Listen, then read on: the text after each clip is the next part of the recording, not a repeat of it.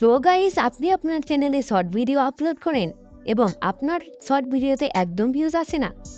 তো আজকে এই ভিডিওতে আমি এমন দুটি ইনফরমেশন দেব যেগুলো যে কোনো শর্ট ভিডিও ভাইরাল করার জন্য অনেক হেল্প করে।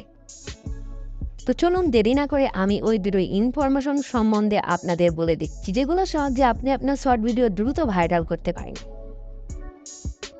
নাম্বার 1, একটা জিনিস লক্ষ্য করে দেখবেন, ইউটিউবে যে সমস্ত শর্ট ভিডিও সবচাইতে বেশি ভাইরাল হয় ওই সমস্ত শর্ট ভিডিওর লেন্থ অনেক ছোট হয়।